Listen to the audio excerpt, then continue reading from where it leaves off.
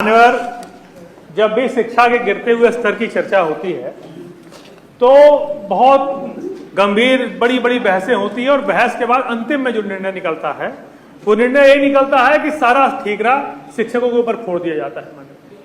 आज राजनीतिक दबाव, संसाधनों के अभाव और स्वयं की उपेक्षा के बावजूद भी बेसिक का जो शिक्षक होता है, प्राथमिक शिक्षक होता है, और जो प्राथमिक विभाग के जितने भी, चाहे शिक्षक हो, शिक्षा मित्र हो, अनुदेशक हो, मान्यवर आपसे कहना चाहते हैं वो जनगणना, आर्थिक गणना, बाल गणना, पशु गणना, पल्स पोलियो पिलाने से लेकर मतदाता सूची तैयार करने से लेकर मतगणना कराने और चुनावी ड्यूटी तक।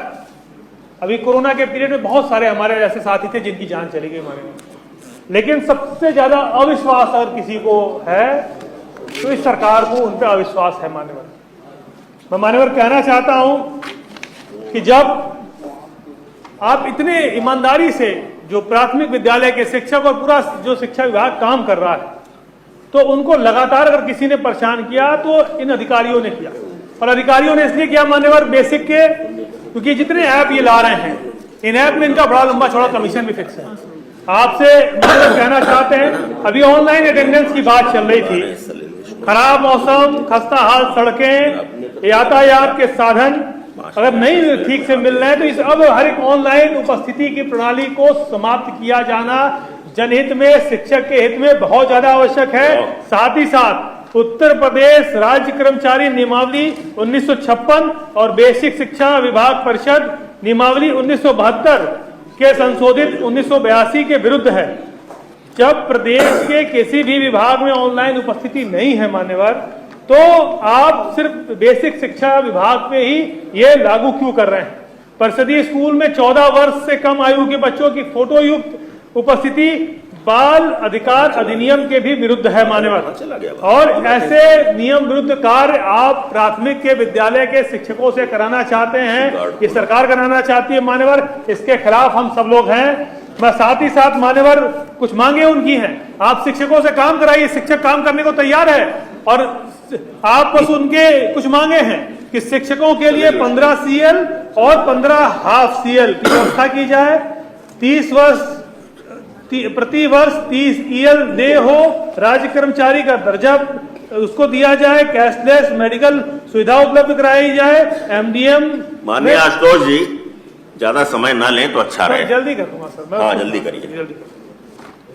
MDM की MDM से प्रधानाध्यापक को मुक्त किया जाए, पदोन्नति की प्रक्रिया जो है शुरू की जाए, विद्यालय की अवधि के पश्चात बैठकों का आयोजन न किया जाए, माध्यमिक की भांति सभी शिक्षकों के चयन वेतनमान के अंतर्गत 12 वर्ष की सेवा पर पदोन्नत वेतनमान प्रदान किया जाए, शिक्षा मित्र और अनुदेशक को शिक्षक के पद पर समायोजित किया जाए, साथ ही साथ पुरानी पेंशन लागू की जाए। मान्यवर, मैं सबसे पहले जो बात कहना चाहता हूं कि 1999 में, जब 1999 में भारतीय जनता पार्टी की सरकार थी, तो उस समय देश और प्रदेश दोनों जगह भारतीय जनता पार्टी की सरकार थी मान्यवर। उस समय सरकार के पास इतना पैसा नहीं था कि वो गरीब, जो गांव में गरीब किसान का बच्चा पढ़ता है, उसको पढ़ाने के लिए शिक्षक की व्यवस्था कर पाए, उसको वेतन दे पाए। तो ऐसी परिस्थिति में शिक्षा मित्रों ने अपने आप को संभालने का काम किया। इस शिक्षा व्यवस्था को संभालने का अगर किसी ने काम किया तो शिक्षा मित्रों ने किया। 1450 रुपये में शिक्षा मित्रों ने अपनी शुरुआत की थी मान्यवर। गरीब मजदूर किसान का बच्चा जो देश का भविष्य है, उस देश के भविष्य को दिशा और दशा देने का काम अगर किसी ने किया था तो शिक्षा मित्रों ने किया था।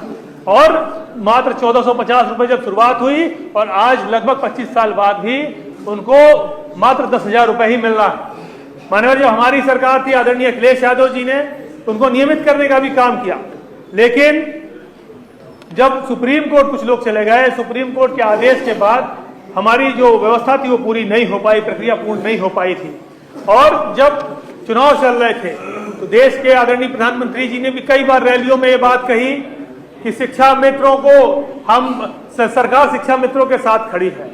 इसका मतलब ये था कि वो अध्यादेश लाएंगे और शिक्षा मित्रों को नियमित करने का काम करेंगे। मान्यवर, इतने साल बीत गए लेकिन अभी तक सरकारों ने कभी इस उत्तर प्रदेश और देश की सरकार ने कभी शिक्षा मित्रों के बारे में सोचने का काम नहीं किया।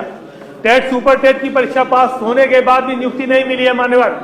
6 जनवरी 2019 को सुपर टेट की परीक्षा हुई और मान्यवर सुपर टेट की परीक्षा हुई, कट ऑफ 40-45 था, उसको बढ़ा दिया कि ज्यादा शिक्षा मित्र ना आ जाए, 60% कर दिया। आप सोच लीजिए मान्यवर हमारे माननीय सर्वोच्च न्यायालय ने भी ये बात कही है कि कभी खेल के बीच में खेल के नियम नहीं बदले जा सकते, और आप समझिए कि एग्जामिनेशन लेने के बाद भी कट ऑफ चेंज कर दिया। इस सरकार ने शिक्षा मित्रों के साथ किस तरह से घोर अत्याचार सरकार कर रही है। वहीं बात मान्यवर बेसिक शिक्षा विभाग के हम अनुदेशकों की भी करना चाहते हैं। अनुदेशकों की बात इसलिए करना चाहते हैं कि आज प्रदेश के 27,000 से ज्यादा अनुदेशक मात्र 9,000 रुपए में अपनी सेवा दे रहे हैं। हमें और आपको मान्यवर ये सोचना होगा कि 9,000 रुपए में अपना गुजारा भत्ता कैसे करेंगे। कई बार हम लोगों ने स्थानांतरण की बात कही, स्थानांतरण के मुद्दे को लेकर सरकार को घेरने का काम किया। जब घेरने का काम किया तो एक बार तो स्थानांतरण कुछ लोगों का किया, एक लिस्ट तो निकाल दी, लेकिन उसके बाद सारी लिस्टें इन्होंने रोकने का भी काम किया है। अभी इन लोगों का कोई स्थानांतरण नहीं किया जा रहा है। मान्यवर, जहां एक व्यवस्था और अनुदेशों के साथ है कि 100 से कम बच्चे होने पर अनुदेशकों की नियुक्ति नहीं होती है, तो 100 से कम बच्चे वाली जो ये व्यवस्था है, इससे भी अनुदेशकों को मुक्त करने का काम सरकार को करना चाहिए। और सरकार से हम ये मांग करते हैं कि अनुदेशकों को और शिक्षा मित्रों को शिक्षकों के समान उनको नियमित करने का काम सरकार करे। और इसके साथ ही साथ जिस तरह से सरकार का ये भेदभावपूर्ण व्यवहार है, इससे पूरा का पूरा प्रदेश, चाहे वो शिक्षा मित्रों के साथ हम सब खड़े हैं और अनुदेशकों के साथ खड़े हैं। इसलिए आज की इस कार्रवाई को रोककर हम चर्चा कराए जाने की मांग करते हैं। ठीक, माननीय सदस्य मान सिंह जी।